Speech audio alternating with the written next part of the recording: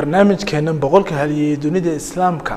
wajigiisa labaad waxaan ku eegi doonaa haliyadii islaamka kuwaas oo ku kala duwanaa waqtiga waxqabadka iyo saameynta bulshada barnaamijkan waxaad kala socon kartaa sidoo kale ka daawan kartaa telefishinka caalamiga ah ee True Cable TV.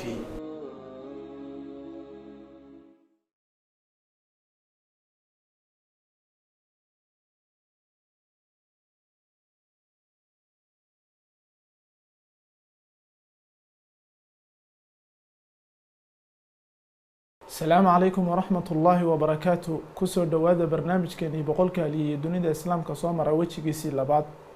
حلية الإسلام كانوا كسر شيء إن تاريخ دودو وحي نقطة نقار بركوتال وإحنا اللي جوا فائدة دونا لما عن سيد يودي يهم بالشدة في صومالي كقوة هذا الشعب حلية جماعة عنو كشيء كين إنه مجد عيسى وحلا يراد خالد بن وليد بن مغيرة المخزومي القريشي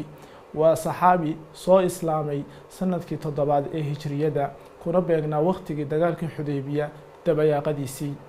hadaba saxaabigana waxa uu dhashay 592 miilaadiga taas oo ku beegnayd 30 sano hijriyadii uu hijrooday nabigu uu Madiina u hijrooday ka hor waxa uu dhashay waqtigaas waxaanu ku barbaaray in sida carabtu caadada iyo dhaqanka ay u lahaayeen inuu la geeyo saxaraha halkaas oo laga soo celiyay daadiisu markay jirtay 5 jir ilaa 6 jir isagoo ay yara daciifiyeen xanuuno hadaba halyeegana waxyaabuhu caanka ugu ahaa waxa kamid ah inaanu dagaalada uu galay ee boqolaalka gaarayay inaanu waligi midna jabin ama aanu noqon mid laga adkaaday dagaaladii uu qaarna muslimiinta la galiyay qaarna uu gaalada la galiyay hadaba Khalid bin Walid الله أنه حريص الصحابي قوينا وحلقوا حسوسا دونا تاريخ ديسي دقالة سيدو وقليي تاكتيكي ودقيي يبد بعدينتي ودقالة بدن وبدبادي والدنيا الإسلام كصومرا خالد بن وليد وحاو أصحابتك قدونا وحاوها هجامية دقال وحاوها سيدو كله أباندولها صوءها متسامين بدن كله بشدي وقت غاس waxyaabihii aad ka wacanka ah waxa kamida markuu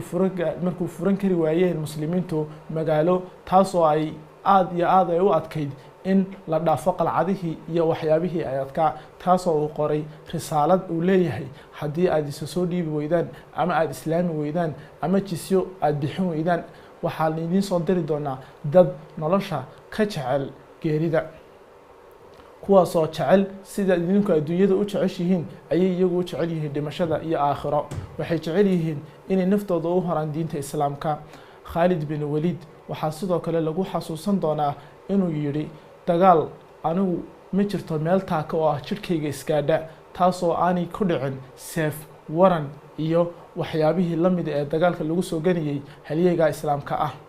Khalid bin Walid waxa uu ahaa hogaamiye waqtiga rasuulka sidoo kale waxa uu ahaa hogaamiye waqtiga labadii asxaabi ee labadii khalifa soo kala maray Abu Bakr bin Sadiq iyo Umar bin Khattab Allah u naxariista dhamaantood Khalid bin Walid waxa uu dhintay dabayaaqadii sanadkii 642 miilaadiga kaasoo uu ku dhintay isagoo ku jira jihaadadiisii iyo dagaaladii markii kadib Umar bin Khattab uu casilay si aan loogu fidnoon ama aanay u oran dadka halyeegani miyaanu hayn halyeey isaga la'aantii la jabo halkaas oo ka mid noqday asxaabtii dagaalka ku jirtay ciidankiina uu ugu biiray si mutawaadicnimo ah isagoo aan keenin waxyaabo ay sameeyaan hadii la casila maanta dunida islaamka halyeeyada ama hogaamiyayaasha maanta jira